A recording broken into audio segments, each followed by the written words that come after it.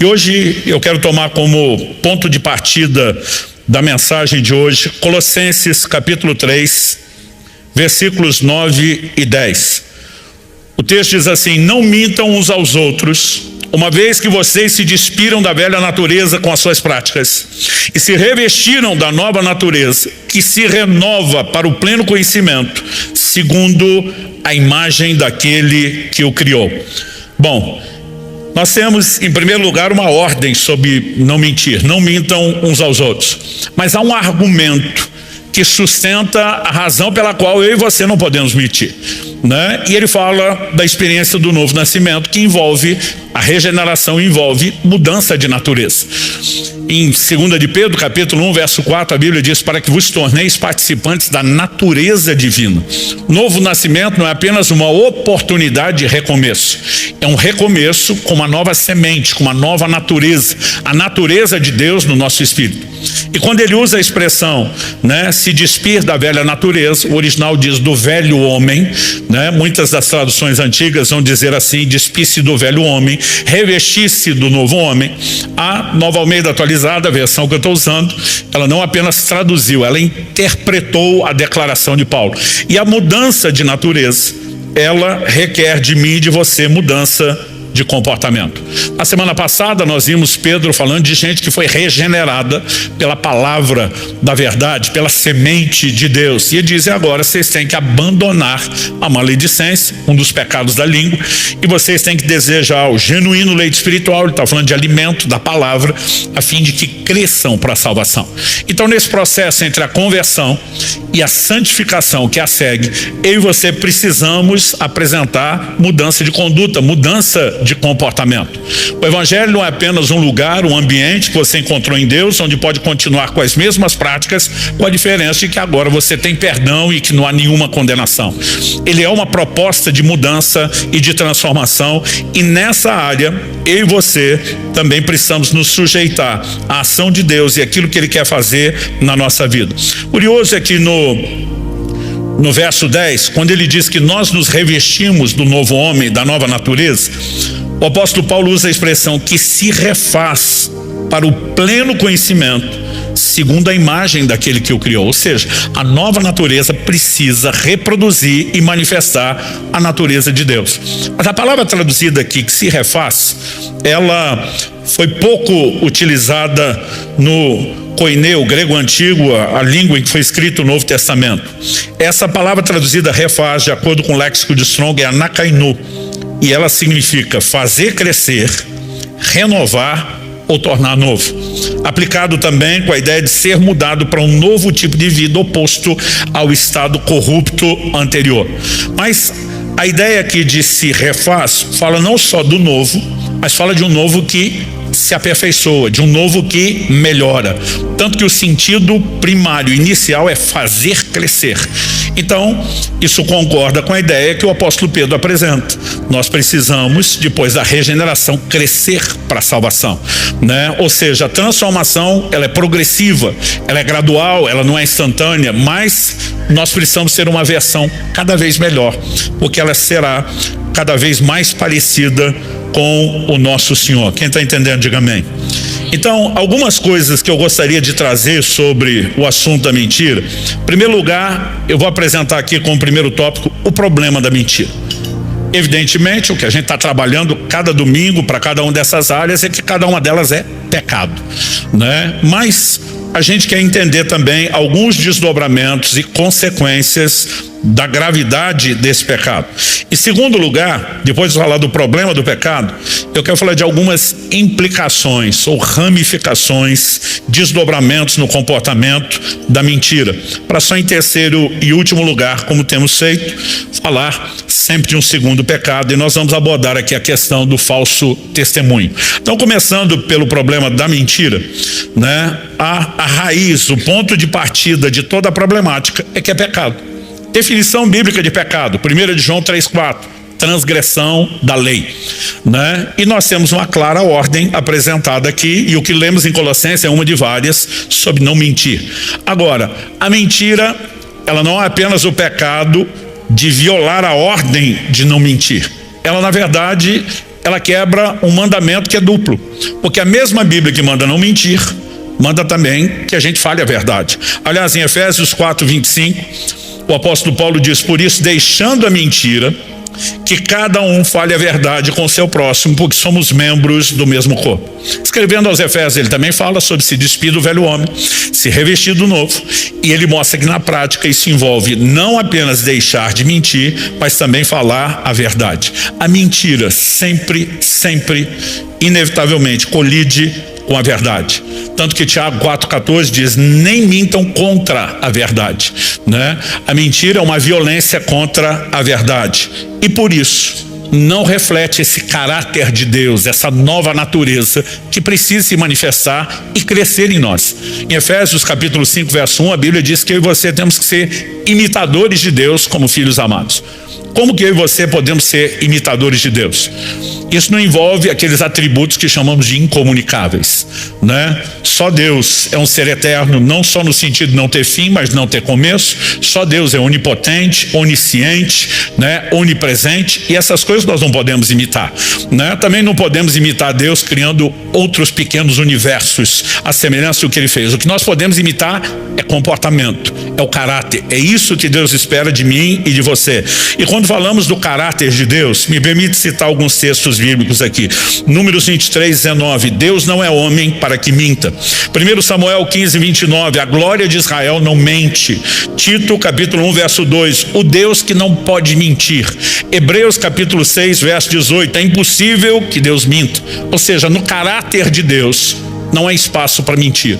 Como veremos daqui a pouco, isso na verdade é o caráter do diabo, de Satanás, né? Não o de Deus. Então, quando nós, além de quebrarmos o mandamento de Deus, o que vai trazer consequências, nós precisamos entender que isso nos impede de cumprir a missão de refletir o caráter de Deus e nos priva da presença de Deus. Salmo 15, são só 5 versículos, eu quero lê-lo inteiro. Senhor, quem habitará no teu tabernáculo? Quem poderá morar no teu santo monte? Deixa eu fazer uma pausa. As pessoas não iam poder habitar e morar de verdade no tabernáculo, no lugar da habitação de Deus, no conceito de casa de Deus que tinham do Antigo Testamento. Se um Samuel, que é consagrado a Deus, passou a morar lá, né? Esse não poderia ser a realidade de todas as pessoas, nem tinha lugar para todo mundo. Mas a pergunta, quem vai morar, quem vai habitar no teu tabernáculo? Está falando de uma comunhão contínua com Deus. Está falando de um relacionamento, e essa é a ideia do que Deus tem para todos nós. Então ele está perguntando quem pode entrar nesse lugar da tua presença continuamente, não apenas em cultos, em momentos regulares de adoração. E a resposta vem: aquele que vive com integridade, que pratica justiça, de coração fala a verdade, aquele que não difama com a sua língua, não faz mal ao próximo, nem lança injúria contra o seu vizinho, aquele que a seus olhos tem por desprezível ao que merece reprovação, mas honra os que temem o Senhor, aquele que jura e cumpre o que prometeu, mesmo com prejuízo próprio, aquele que não empresta seu dinheiro com usura, nem aceita suborno contra o inocente. Quem age assim não será jamais abalado. Essa lista de características daqueles que vão poder entrar no lugar da comunhão, da intimidade com Deus, você percebeu quantas vezes pecados relacionados com a língua são mencionados? O que de coração fala a verdade, aqui já presume que não cabe a mentira, mas na sequência ele vai dizer: o que jura, cumpre o que prometeu, ainda que com dano próprio, com dano pessoal, não vai voltar atrás no que falou. O que não difama com a sua língua, não comete maledicência, como falamos na semana passada. O que não lança injúria contra o seu vizinho, calúnia, falso testemunho, né? Ele vai abordando aqui vários aspectos desses pecados que, se estiverem presentes na nossa vida, vão nos privar de um relacionamento com Deus. Isaías 59 diz que as nossas iniquidades fazem separação entre nós e o nosso Deus, todas elas, mas sempre, à medida que a gente vai olhando, estudando as Escrituras, o lugar, o peso de seriedade, gravidade que os pecados da língua têm, não podem ser ignorados. Eu já vi muito pregador dizer: não tem diferença de pecadinho e pecadão, no sentido de separar o homem de Deus, né, de condenação eterna, não, mas de gravidade de consequência, evidentemente que isso é inegável. Então, por exemplo, o Senhor Jesus mesmo disse a Pilatos: quem me entregou a ti, maior pecado tem. Quando ele usa a expressão maior pecado, não dá para dizer que tudo é igual. Quando a Bíblia diz lá em 1 Samuel 2 que os filhos de Eli, que o pecado que eles cometiam contra o Senhor era grande, não dá para dizer que é tudo igual no sentido de consequência. Alguns aspectos onde você pode dizer existe uma gravidade, né? Existe consequências diferenciadas, e sempre que falamos dos pecados da língua, eles estão arrolados nas escrituras entre aquilo que a gente pode dizer que são as piores categorias de pecado. Advertência feita por Jesus também sobre aqueles que não cumprem o que falam. Em Mateus 5,37, depois nós vamos ler esse texto no contexto mais abrangente, mas Jesus diz que a palavra de vocês seja sim, sim, não, não. E diz: o que passar disso vem do maligno. Então vamos olhar para a seriedade do assunto. A mentira é obra do diabo, e a advertência bíblica é clara. Efésios 4,27 diz: não deis lugar ao diabo. Né? Quando eu e você cedemos espaço para a prática da mentira nas nossas vidas, nós estamos desconectando de Deus, da expressão do seu caráter. Estamos abrindo espaço para a atuação maligna. Pastor, não é exagero falar isso? Não. Em João 8,44, Jesus diz assim a alguns judeus dos seus dias: vocês são do diabo, que é o pai de vocês, e querem satisfazer os desejos dele. Ele foi assassino desde o princípio e jamais se firmou na verdade, porque nele não há verdade. Quando ele profere mentira, fala do que ele é próprio, porque é mentiroso e pai da mentira. Ou seja, se a verdade é a expressão do caráter de Deus, a mentira é a expressão do caráter de Satanás. E Jesus diz: quem mente está agradando o seu pai. A ideia de ser filho na Bíblia, né, fala não apenas de reproduzir a natureza, como também comportamento, né? Nós não podemos ser inocentes a ponto de achar que a prática do pecado não nos expõe a influência maligna. Falei no primeiro domingo da série, citando o texto de Tiago, capítulo 3, repeti isso semana passada, né? Ele diz que a língua é inflamada pelo inferno. Ou seja, o reino das trevas tenta exercer influência naquilo que eu e você falamos. E pensa num reduto, num lugar de controle, né, que o reino das trevas vai disputar. Até porque Tiago diz: se não tropeçar nessa área, vai vencer nas outras. O que pressupõe, se falhou nessa área, vai desandar a maionese em todas as outras, né? E nós precisamos reconhecer, a Bíblia fala de influência maligna.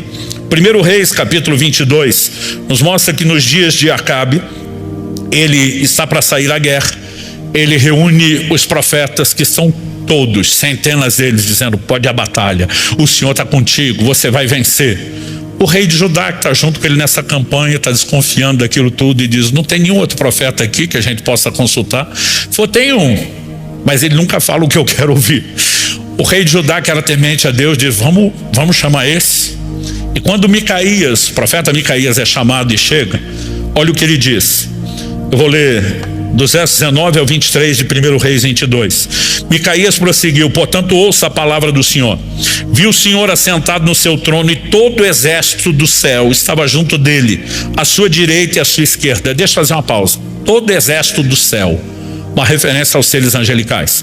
Mas quando a Bíblia diz à direita e à esquerda, o conceito que se repete ao longo de toda a Bíblia, recorrente, é grupo bom e grupo ruim.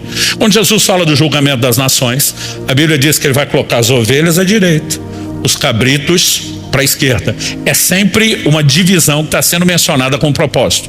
Então ali você tem anjos eleitos e anjos caídos, todo o exército do céu, à direita e à esquerda. Então o Senhor perguntou: quem enganará Acabe para que vá e seja morto em Ramote de Gileade? Um dizia uma coisa, outro dizia outra coisa. Então o espírito saiu, se apresentou diante do Senhor e disse: eu o enganarei. O Senhor perguntou: como? Ele respondeu: sairei e serei um espírito mentiroso na boca de todos os profetas do rei. As traduções mais antigas dizem um espírito de mentira. Então o Senhor disse: você conseguirá enganá-lo, vá e faça assim. E agora eis que o Senhor pôs esse espírito mentiroso na boca de todos esses seus profetas, e o Senhor declarou que o mal vai lhe acontecer.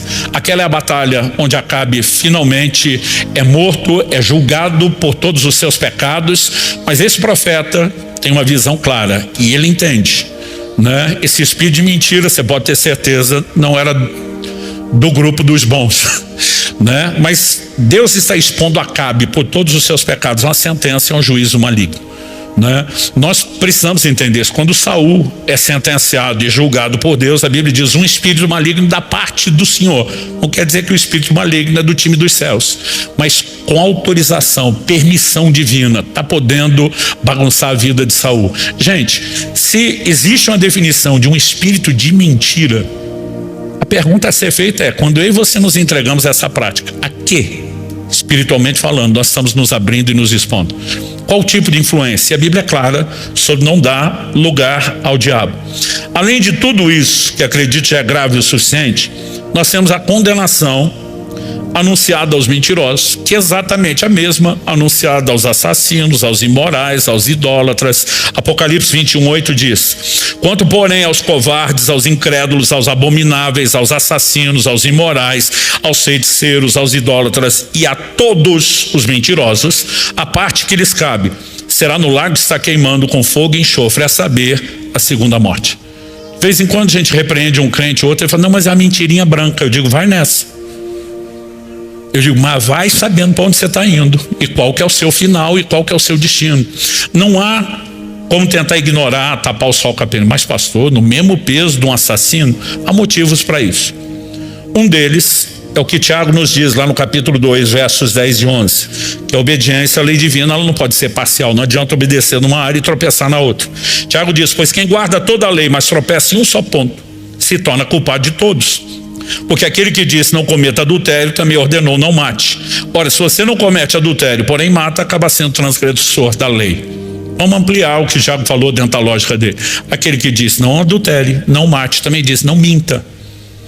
E de alguma forma a gente acredita que está tudo bem evitar os outros, mas que está tudo bem eu e você brincarmos com a ordem sobre não pecar. E eu quero te dizer: não está bem, e os pecados da língua são considerados nas escrituras graves. Mas vamos falar um pouco das implicações ou desdobramentos da mentira. A mentira tem ramificações e desdobramentos, incluído o falso testemunho, que eu já vou falar dele. Mas há dois aspectos que acredito muitas vezes a gente não está relacionando com a mentira, mas que a Bíblia cria uma relação muito forte. Um deles é a quebra de promessas de uma palavra empenhada, e o outro é a hipocrisia. E se tem um terreno onde a hipocrisia pode ser cultivada, é justamente no ambiente de religiosidade no qual eu e você estamos inseridos. Então, embora a mentira não engane a Deus, Deus conhece todas as coisas. Ainda assim, Atos 5 vai falar que Ananias e Safira estavam mentindo contra Deus. Não que Deus vai cair, né, no conto ou na mentira. Aliás, fico pensando, como é que alguém pode imaginar que dá para mentir para Deus? A Bíblia diz: quando o anjo do Senhor, com outros dois anjos, visita Abraão e anuncia: daqui a 1 ano você vai ter um filho. A Bíblia diz que Sara, que estava do lado de dentro da tenda, riu. Porque tem hora que não é só difícil de acreditar em algumas coisas que Deus fala, tem hora que parece piada mesmo, né? E a Bíblia diz que ela riu, mas o Senhor menciona que Sara riu. Ele não está no campo de vista, mas ele conhece tudo, não há nada que fuja aos seus olhos. E Sara nega: não, eu não ri. Eu digo: da onde alguém tira a ideia de que dá para discutir com Deus e convencê-lo, né, de que aquilo que você fez não é o que você fez, e você tentar inventar uma outra versão? É impossível. Mas quem está habituado à prática, simplesmente na hora de tentar se safar, ele vai recorrer, vai lançar mão daquilo, muitas vezes sem nem pensar. Mas ainda que a mentira não engane a Deus, às vezes ela se mostra eficaz em enganar as pessoas. Mas eu costumo dizer não por muito tempo, porque o próprio Jesus disse: não há nada oculto que não há de ser descoberto. Mentira tem prazo de validade, gente, é só uma questão de tempo. Já dizia o ditado popular: por mera observação, constatação da realidade. A mentira tem pernas curtas, não vai muito longe. Em algum momento acaba sendo exposta, né? E Deus faz questão de trazer isso à tona. Mas vamos falar a respeito daquela advertência específica de Jesus sobre o sim e o não. Mateus 5, eu vou ler agora do 33 ao 37. Vocês também ouviram o que foi dito aos antigos. Aqui uma referência à lei de Moisés no Antigo Testamento: não faça juramento falso, mas cumpra rigorosamente para com o Senhor o que você jurou. Eu, porém, lhes digo, a nova lei da nova aliança: não jurem de modo nenhum, nem pelo céu, por ser o trono de Deus, nem pela terra, por ser estrado de seus pés, nem por Jerusalém, por ser a cidade do grande rei. Não jure pela sua cabeça, porque você não pode fazer com que um só cabelo fique branco ou preto. Que a palavra de vocês seja sim, sim, não, não. O que passar disso vem do maligno. Pastor, por que havia o juramento na antiguidade? Porque as pessoas queriam inspirar confiança. Juravam por algo maior, solene, sagrado, para dizer, eu não sou doido de brincar com aquilo que eu estou falando. Jesus está dizendo, lá atrás foi exigido que você cumprisse o juramento. Agora preste atenção, não é para jurar mais. Tudo que sair da sua boca tem que ter peso de juramento. Então não é para ninguém jurar. Se você falar sim, tem que ser sim. Se você falar não, tem que ser não. Eu já falei isso algumas vezes, vou repetir. Talvez o versículo da Bíblia que meus filhos mais ouviram dentro de casa enquanto crescia foi a declaração do Salmo 15. Aquele que jura e com dano seu não muda. Falou, tem que cumprir. Não, mas é que eu dizia, não é mais. É uma questão de caráter. Você falou, tem que sustentar. Jesus deu peso ao ensino disso. Os apóstolos replicaram o ensino de Jesus e falavam sobre isso. O que Paulo diz em 2 Coríntios 1, 17, 18. Ora, ao querer isso, será que agir com leviandade? Ou ao tomar decisões, será que decido segundo a carne? De modo que haja em mim simultaneamente o sim, sim e o não, não. Mas como Deus é fiel, fiel com a sua palavra, fiel, né, a ponto de nunca mentir, a nossa palavra dirigida a vocês não é sim e não. O que Paulo está dizendo é, nós somos imitadores de Deus, nós replicamos o caráter de Deus, nós não somos loucos de brincar a ponto de ter o sim e o não simultaneamente. Tiago, capítulo 5, verso 12. Tiago é um dos irmãos do Senhor. A Bíblia diz, acima de tudo, meus irmãos, não jurem nem pelo céu, nem pela terra, nem por outra coisa qualquer, mas que o sim de vocês seja sim, que o não de vocês seja não, para que vocês não incorram em condenação. Todos os apóstolos, aquela primeira geração de crentes levou muito a sério o ensino de Jesus. O que me faz perguntar, o que nos dá o direito de ficar relativizando isso? Os votos e compromissos de aliança deveriam ser vistos com mais seriedade. Josué, capítulos 9 e 10, não dá para a gente ler a história toda, mas nós temos um episódio específico envolvendo os gibeonitas. Deus tinha exigido, tanto de Moisés como depois de Josué, que eles não fizessem aliança com os cananeus, com os povos da terra prometida. Quando Deus fala com Abraão, gerações antes, Deus diz, olha, sua descendência vai ser escravizada, né, numa terra alheia, distante. Eles vão ficar nessa condição por 400 anos. Só depois disso eu trago eles de volta, porque eu te prometi essa terra, mas eu não posso tirá-la dos cananeus e te entregar agora. Deus diz assim, a medida da minha ira contra os cananeus não se encheu. Deus diz, eu vou ter séculos de longanimidade, de paciência, mesmo sabendo que eles não vão se arrepender. Eu preciso manter o padrão da justiça, eu preciso dar-lhes a oferta de misericórdia, a oportunidade de arrependimento, até que eles esgotem.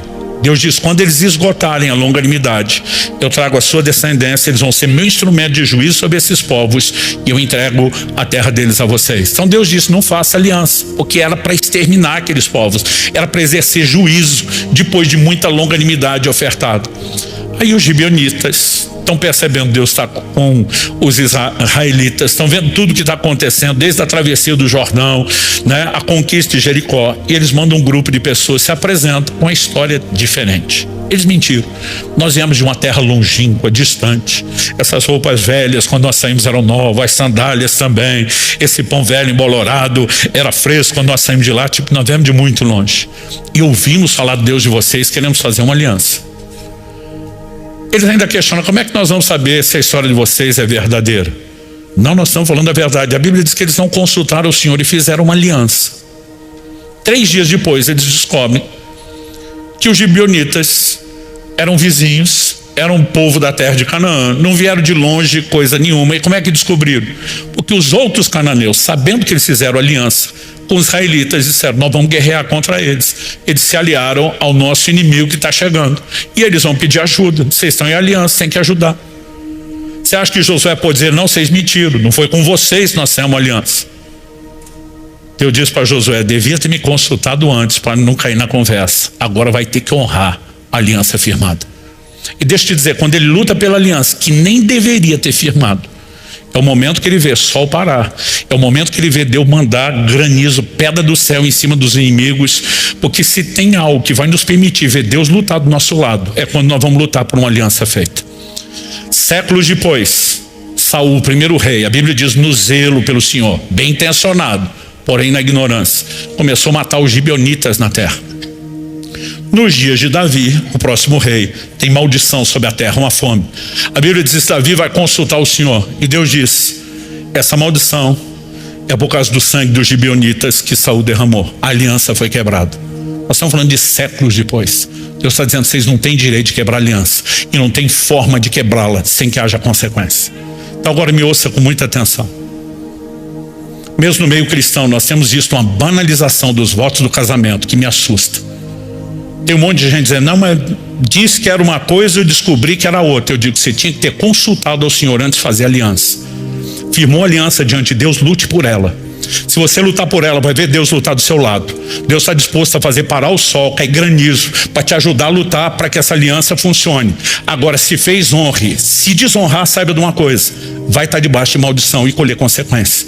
Nós vamos parar de ser leviano. Aliás, temos uma convocação para os nossos líderes de célula para essa terça-feira agora, de tempos em tempos. A gente senta e passa a régua doutrinária aqui sobre casamento, divórcio, novo casamento, porque são assuntos que nós não podemos brincar. E as pessoas estão em nome de eu não tenho direito de ser feliz, querendo esculhambar aquilo que Deus estabeleceu como princípio, que não podemos brincar.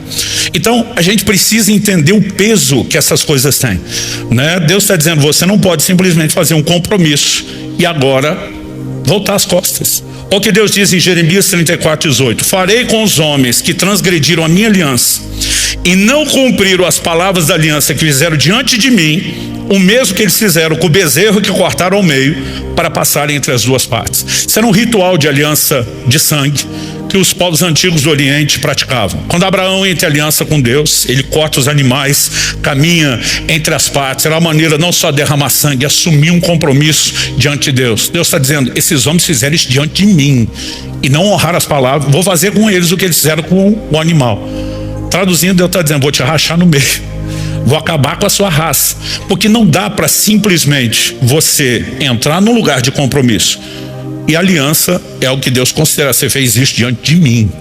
Esse compromisso não é só para quem você fez um voto ou uma promessa. Você fez isso diante de mim. Nós não podemos simplesmente brincar. Alguém que promete e não honra aquilo que prometeu, ele está faltando com a verdade, ele está entrando na prática da mentira. Não tem como essa história terminar bem. Quem está entendendo, diga amém. Alguém está arrependido de ter vindo? Essa é a última mensagem da série. Gálatas capítulo 2 nos mostra uma outra questão. E agora eu quero entrar no terreno da hipocrisia, da dissimulação. Do verso 11 ao 14 de Gálatas 2, o apóstolo Paulo diz o seguinte: quando, porém, Cefas veio a Antioquia. Pausa, quem é Cefas? Cefas é o nome de Pedro, o apóstolo Pedro, em aramaico. A palavra Pedro, Petros no grego, significa rocha. Cefas em aramaico é a mesma coisa. Como eles normalmente falavam o hebraico com a mistura de aramaico, Pedro era chamado pela maioria de Cefas. E aqui Paulo está falando dele. Quando, porém, Cefas veio a Antioquia, resisti-lhe face a face, traduzindo, na cara, porque havia se tornado repreensível, ou seja, digno de repreensão. De fato, antes de chegarem alguns da parte de Tiago, ele comia com os gentios. Quando, porém, chegaram, começou a afastar-se deles e, por fim, separou-se, temendo-os da circuncisão. E também os demais judeus se fizeram hipócritas juntamente com ele, a ponto de o próprio Barnabé ter se deixado levar pela hipocrisia deles. Quando, porém, vi que não procediam corretamente segundo a verdade do evangelho, eu disse a Cefas na presença de todos: se você que é judeu vive como gentio e não como judeu, porque quer obrigar os gentios a viverem como judeus? E como diz o povo do Rio Grande do Sul, foi briga de cachorro grande. O apóstolo Paulo está enfrentando o que versículos antes ele chama de uma das colunas da igreja, um dos grandes líderes da igreja de Jerusalém. Mas ele está dizendo, você está sendo dissimulado. Antes da turma de Tiago chegar, você está comendo com os gentios.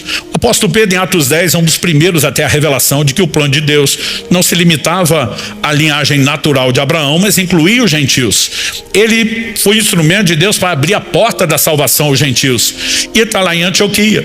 Uma igreja que hoje está no território, né, da Turquia. Ele está no meio de uma igreja de gentios. Foi a primeira igreja de gentios oficialmente organizada.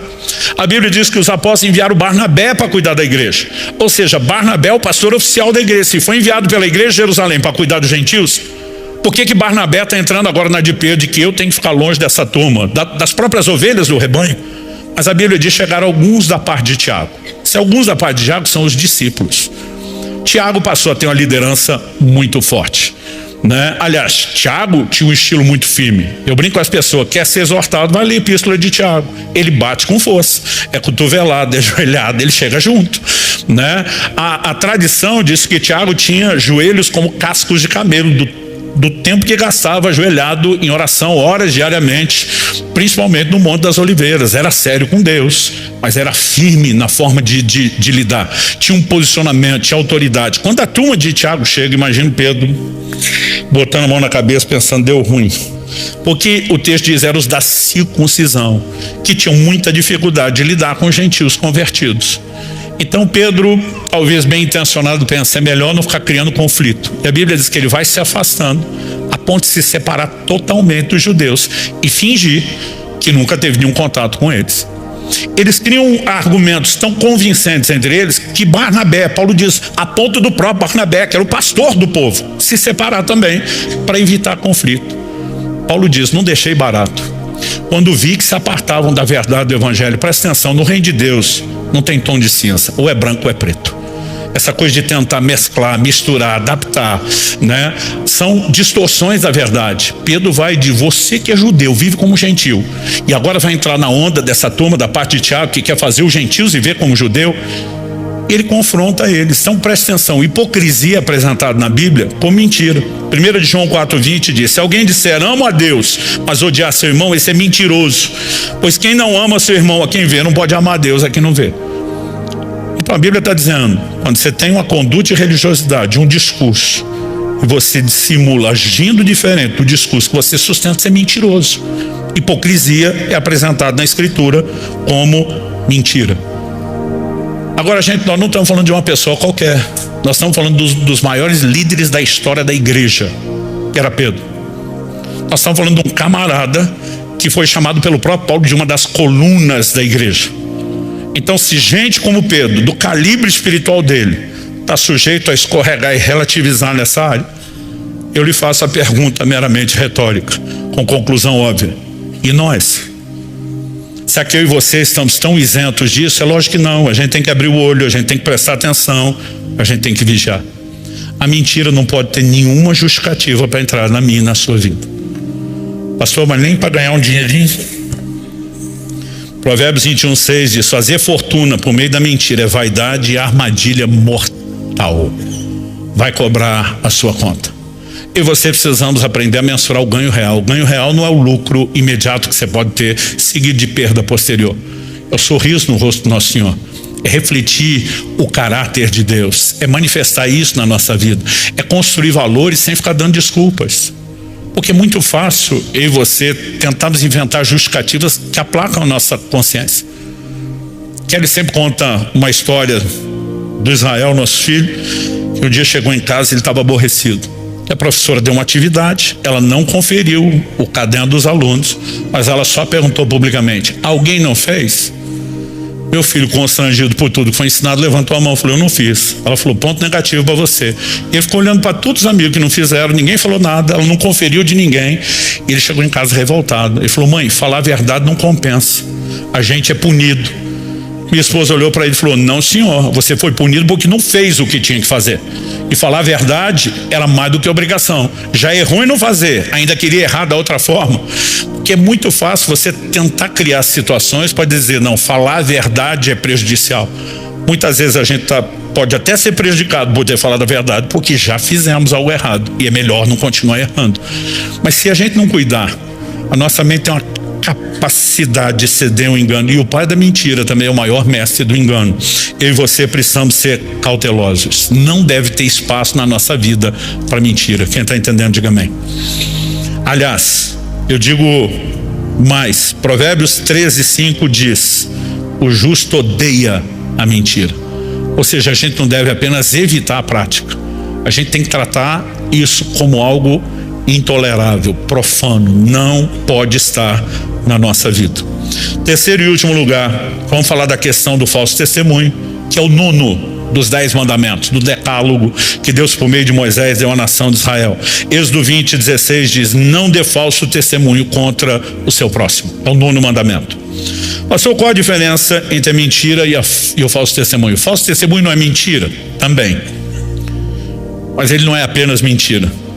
Ele é uma mentira agregada de maledicência, né, de intentos injustos contra pessoas inocentes. É uma maneira não apenas de atacar. Existe todo um linguajar técnico. Aliás, no primeiro domingo eu anunciei que o tema da última mensagem seria mentira e calúnia, né? Já mudei calúnia para falso testemunho, porque quando você olha as definições do nosso Código Penal, tem diferença de calúnia, tem diferença de calúnia para injúria e, né, inclusive para aquilo que eu e você podemos classificar aí com outros nomes como difamação. E os aspectos são: o que eu estou falando imputa crime ou não imputa crime? É verdade ou não é verdade? É opinião ou não é opinião? Todos vão agredir alguém e quebram um princípio bíblico. Mas acredito que entre as piores práticas está o falso testemunho. E o falso testemunho é uma deliberada mentira.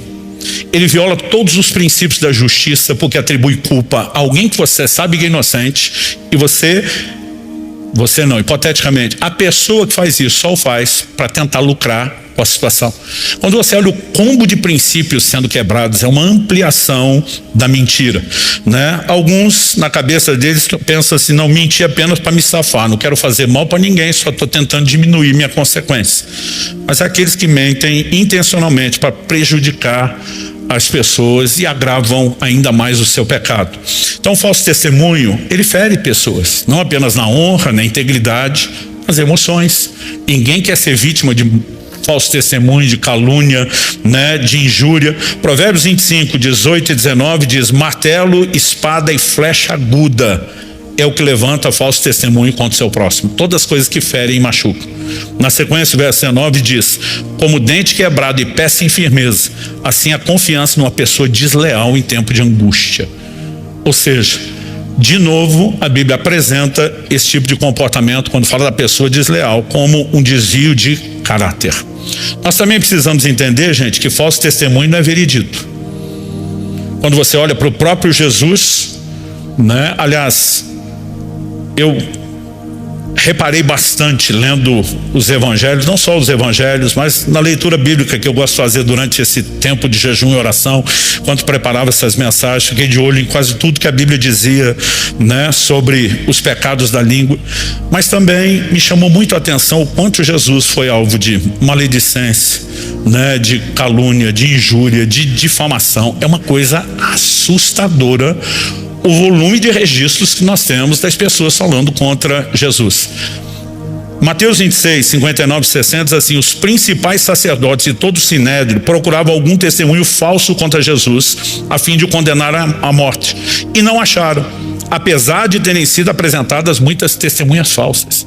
A Bíblia diz que Pilatos sabia que o entregaram por inveja, sabia que estava mentindo. Eles estão manipulando gente para, vamos dar um jeito, né, de acabar com esse cara. Então nós não podemos simplesmente olhar para o falso testemunho e dizer isso é veredito. Não é.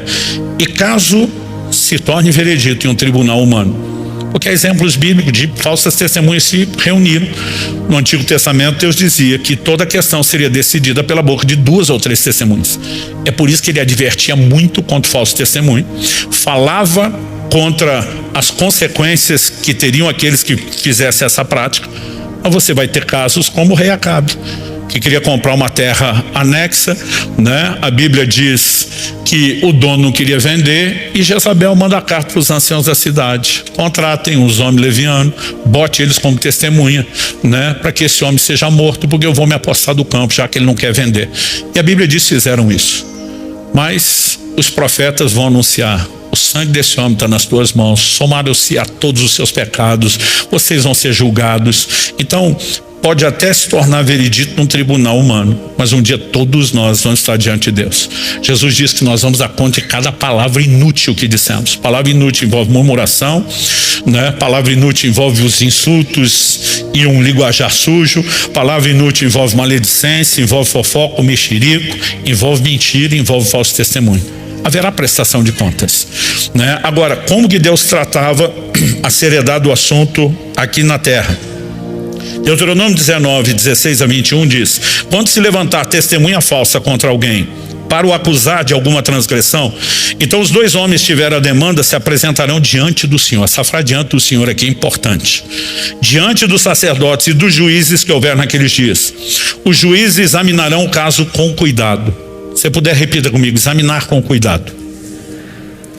O texto diz: e se a testemunha for falsa e tiver testemunhado falsamente contra o seu irmão, receberá o castigo que tinha em vista para o seu irmão. Assim exterminarão o mal do meio de vocês, para que os que ficarem ouçam, temam e nunca mais tornem a fazer semelhante mal no meio de vocês. Não olhem para ele com piedade, vida por vida, olho por olho, dente por dente, mão por mão, pé por pé. Se o juiz já era severo em tribunais humanos, por exigência de Deus, como que você acha que será no tribunal divino? Quando eu e você estivermos diante dele. Provérbios 6, de 16 a 19, nos mostra que Deus odeia essa prática do falso testemunho. 6 coisas o Senhor Deus odeia, e uma 7ª sua alma detesta: olhos cheios de orgulho, língua mentirosa, mãos que derramam sangue inocente, coração que faz planos perversos, pés que se apressam a fazer o mal, a testemunha falsa que profere mentiras e o que semeia discórdia entre os irmãos. Quando você olha a relação, nós temos exatamente 7. A Bíblia diz: 6 o Senhor odeia, a 7ª ele detesta. O curioso é que a língua mentirosa já foi mencionada. E ele vai falar da testemunha falsa, que profere mentira. Ou seja, o falso testemunho é mentira, mas não é só mentira. A ponto de ser relacionado como algo mais. Porque acrescente-se a mentira, a intenção de deliberadamente fazer o mal contra alguém inocente. Agora, quando nós falamos aqui de maledicência e de mexerico, fofoca, eu falei, gente, nós precisamos ser cautelosos com aquilo que a gente passa para frente. A Bíblia fala de situações que têm que ser examinadas com cuidado. Nós falamos semana passada que a Bíblia fala de um ambiente onde o que é errado tem que ser denunciado, mas tem que ser denunciado em fóruns competentes. Então Paulo diz para Timóteo, que era um supervisor, um bispo sobre outros, ele diz: não aceite acusação contra presbítero, a não ser por 2 ou 3 testemunhas. Então eles tinham o disque denúncia, tinham situações de vamos apurar a conduta de líderes, e se não estiverem agindo de acordo, vão ser disciplinados, porque aquilo que é errado não se varre para debaixo do tapete, mas se trata em canais apropriados. Agora, quando alguém, em nome de a verdade tem que ser dita, a denúncia precisa ser feita, o espírito profético precisa estar presente, ela, em vez de tentar resolver o problema, simplesmente só quer propagar isso, ela está errando tanto quanto a pessoa que ela está tentando expor, se é que essa pessoa de fato errou ou só está supostamente tendo uma situação que foi mal examinada. Então eu e você precisamos nos questionar a quem nós estamos nos colocando a serviço. Provérbios 12, 17 diz: quem diz a verdade favorece a justiça, mas a testemunha falsa está a serviço da fraude, da mentira ou do pai da mentira, que é Satanás. Não existe meio termo, gente. Não há como eu e você simplesmente olharmos para isso e dizer, está tudo bem, está tudo tranquilo. Então Jesus disse que haverá recompensa, né? Nós precisamos entender que ele tanto vai responsabilizar todos os que mentiram com falso testemunho, e quando você simplesmente acredita numa falsa testemunha sem a investigação, o exame apropriado e repassa, você se tornou cúmplice. Ah, mas a falsa testemunha estava mentindo porque queria, eu acreditei nele. Você é a falsa testemunha bem intencionada, diferente da que está sendo mal motivada, mas se tornou cúmplice. Nós falamos semana passada que se não há lenha, o fogo se extingue, e que todos esses pecados da língua, eles têm que ser extintos, não só da nossa vida, mas a gente não pode emprestar o ouvido a outros, né? E nem faltar com a repreensão que é necessária. Agora, o que é que eu e você devemos fazer? Decidimos, não vamos praticar nem maledicência, nem mentira, nem calúnia, nem injúria, nem falso testemunho, mas estão fazendo isso contra mim.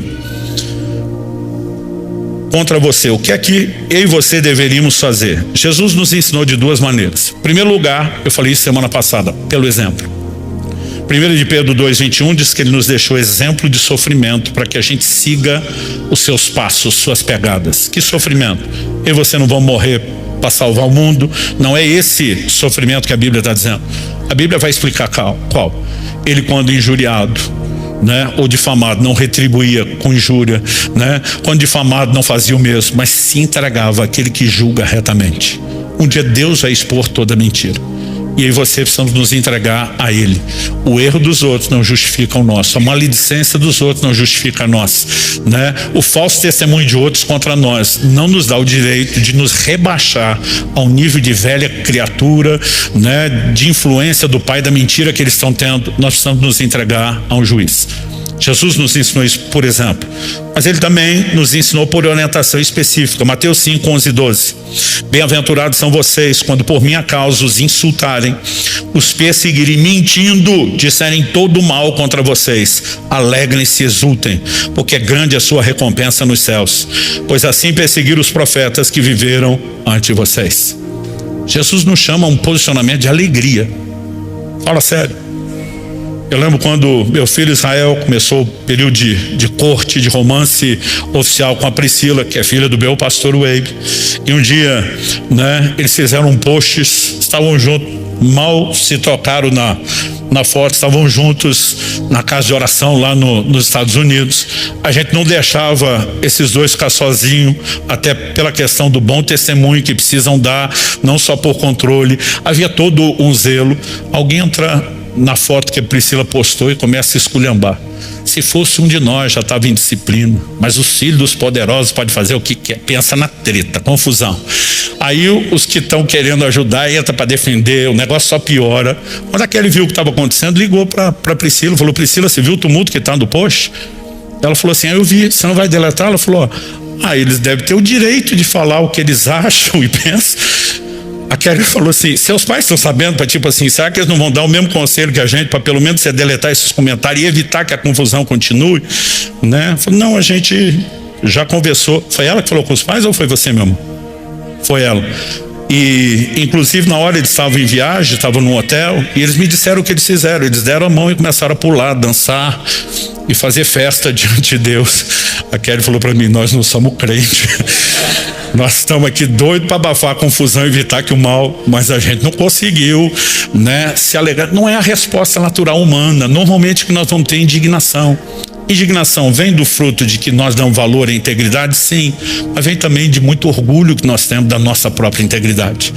E a gente precisa aprender a morrer. A gente não pode estar pregado na cruz com velcro, como eu falei semana passada, que está fácil sair. Agora Jesus falou: o motivo de alegria não é o mal que estão falando contra você.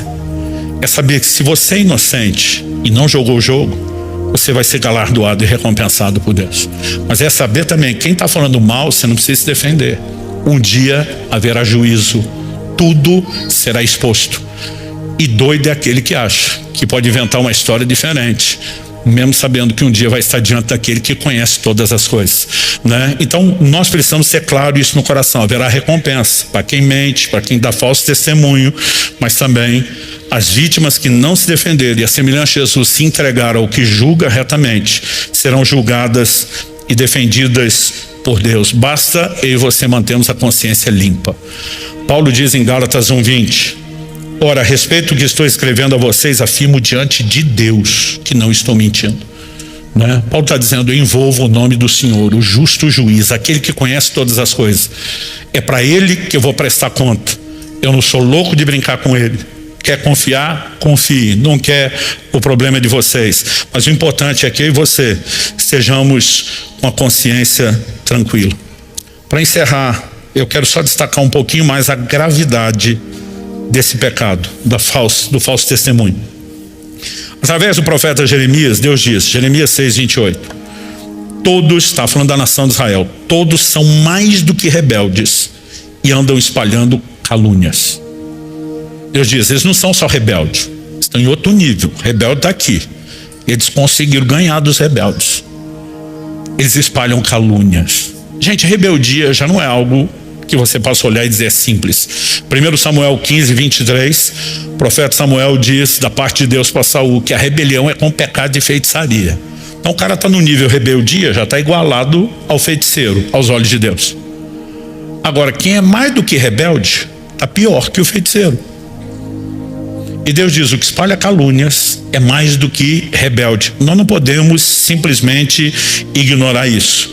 Então, eu quero concluir, não só a mensagem de hoje, mas a série, te chamando a pensar em algo que Deus tem falado muito forte comigo. Mateus 26, de 73 ao verso 75, diz assim: pouco depois, aproximando-se os que estavam ali, disseram a Pedro: com certeza você também é um deles aqui, um dos discípulos de Jesus, porque o seu modo de falar o denuncia. Repita isso comigo: seu modo de falar o denuncia. Então vamos fazer uma pausa. Esse é o momento onde Pedro está negando a Jesus na entrada do Sinédrio. Só que eles olham e dizem: não, você é discípulo de Jesus, o jeito que você fala te entrega. Pode ser que ele estivesse se referindo a um sotaque da região da Galileia.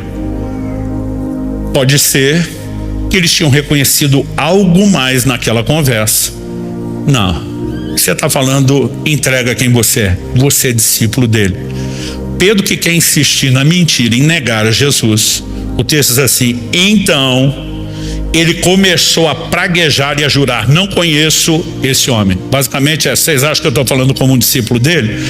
Quando a Bíblia diz como ele começou a praguejar, ele começou a xingar. Uma tradução antiga diz que ele falou imprecações. Ele está xingando alguém. A dúvida é: ele xinga o próprio Jesus, para deixar claro que ele não é discípulo de Jesus? Ele xinga as pessoas que estão falando, para mostrar, já que está dizendo que meu modo de falar me denuncia, vê se isso é linguajar de um discípulo dele. E exatamente o que Pedro fez nesse momento. A Bíblia diz assim: nesse mesmo instante o galo cantou. Então Pedro se lembrou da palavra que Jesus lhe tinha dito: antes que o galo cante, você me negará 3 vezes. E Pedro, saindo dali, chorou amargamente. De novo, nós estamos falando de um camarada que Deus está investindo, como ele fez com Isaías, para ser um dos grandes profetas. Pedro seria um dos maiores líderes da história da igreja. E aí nós temos o Pedro vacilando na tal da área. Seu modo de falar te denuncia. A gente consegue saber muito sobre alguém por aquilo que ela fala. Jesus diz: a boca fala do que está cheio o coração. Me assusta quando eu me sento, não só com gente que se diz cristã, mas principalmente com gente que diz ser líder ou até mesmo pastor. Esse cara fala de tudo menos da Bíblia, fala de tudo menos do reino de Deus, fala de tudo menos de Jesus.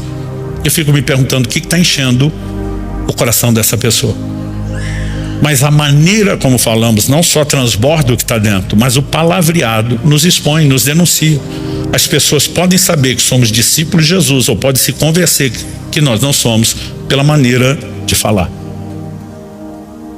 Graças a Deus que, assim como no caso de Isaías, Deus não expõe. Jesus não revelou antecipadamente o que Pedro faria, não gerou esse contraste, né, que ele precisava com a constatação do canto do galo, porque queria reprová-lo ou condená-lo, mas porque queria aperfeiçoá-lo. Mas assim como Pedro vai chorar amargamente, precisa entrar num profundo processo de arrependimento, assim como Isaías se arrependeu, eu e você também precisamos nos arrepender.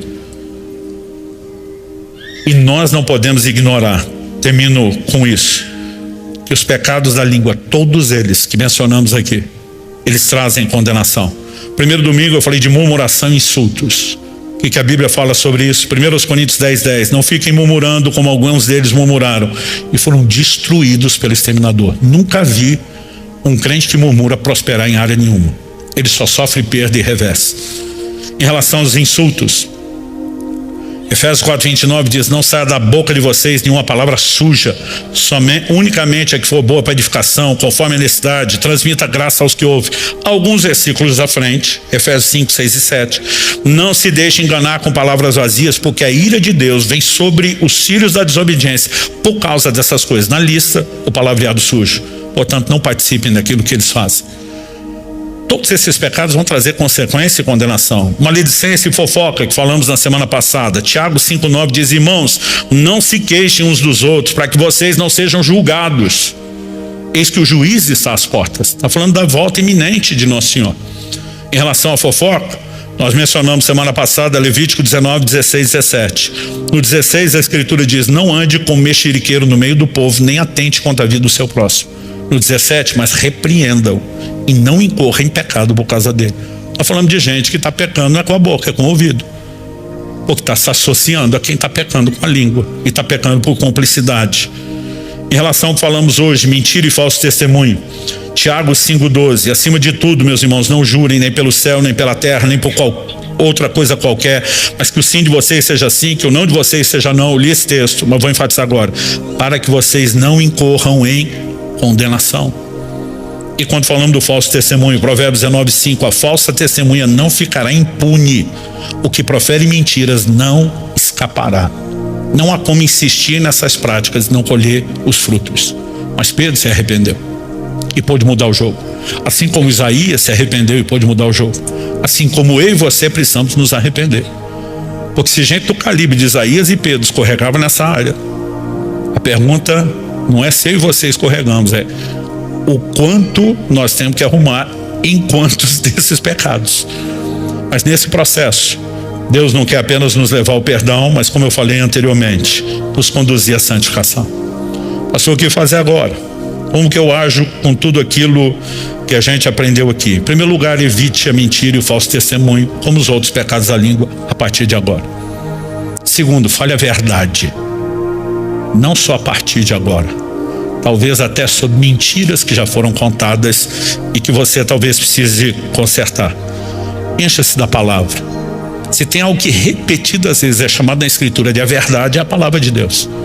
É impossível seu coração estar cheio da verdade e você falar algo diferente.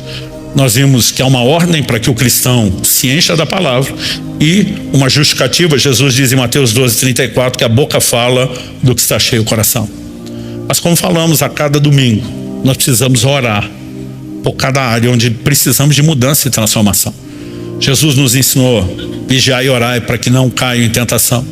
Ele nos ensinou na oração modelo que chamamos do Pai Nosso, a dizer: não nos deixe cair em tentação, livra-nos do mal. Qualquer área de pecado, eu e você precisamos aprender que a oração nos conduz, como diz Hebreus, ao trono da graça, onde eu e você vamos ser socorridos. E a Bíblia revela orações específicas sobre essa área. Salmo 122, Senhor, livra-me dos lábios mentirosos, da língua enganadora. Provérbios 38, afasta de mim a falsidade e a mentira. E se a gente entende a gravidade de tudo que foi ensinado e recorre àquele que não só perdoa, mas santifica, mas fazemos isso em oração, e não estou dizendo de orar uma única vez no final de um culto, até que a gente veja essa área dominada, controlada, subjugada ao senhorio de Jesus, nós vamos chegar lá. E vamos descobrir que não apenas fomos perdoados, a condenação foi removida, mas nós somos aperfeiçoados para a glória de Deus. Vamos ficar em pé para parecer que está acabando? Meu Deus, eu oro com cada um dos meus irmãos e irmãs, os que estão conosco nessa reunião presencial, aqueles que nos acompanham online, seja nesse momento ao vivo ou posteriormente no formato gravado. Eu oro que a mão do Senhor se estenda sobre cada um. Eu oro que a graça do Senhor se manifeste nas nossas vidas, não apenas para nos guiar aquela clara compreensão que conduz ao arrependimento, que nos permite enxergar com clareza nossos erros e pecados, mas também ter aquela atitude de não permanecer contente com essas práticas. E nós oramos que o Senhor nos conduza não apenas ao lugar de perdão, mas como temos declarado em cada um desses domingos, ainda brasa no teu altar para santificar cada um de nós. Ainda provisão sobrenatural para a transformação de cada um de nós. E nós queremos crescer para a salvação.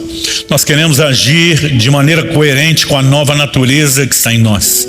Nós não queremos dar lugar ao diabo e aos seus espíritos malignos por meio da mentira ou qualquer outro pecado. Nós queremos ser dominados pela tua natureza, guiados pelo teu espírito nesse processo de crescimento, e nós clamamos por isso. Clamamos que aquilo que o Senhor começou não apenas a falar, mas a fazer nessas reuniões, possa crescer, possa progredir dentro de cada um de nós. Não apenas a compreensão das verdades ser ampliada, mas a própria aplicação que só o Senhor pode fazer dentro de nós. A capacidade de rendição, de quebrantamento e de busca não apenas de conserto, mas de crescimento. Isso tudo seja fruto não apenas de uma resposta da nossa parte, mas principalmente da Tua graça que nos provoca a agir e que se intensifica quando nos abrimos ao Senhor. Nós clamamos por isso. Oramos que ninguém saia desse lugar debaixo de culpa, condenação, que o diabo não engane ninguém com sentimento de reprovação, ou que o Senhor não expõe a seriedade desse assunto para nos levar a esse tipo de reação, mas pelo contrário, o Senhor o faz para nos chamar para perto de si, para o conserto, para a transformação. Eu oro a Deus por um toque único, singular, poderoso, sobrenatural do Senhor nas nossas vidas.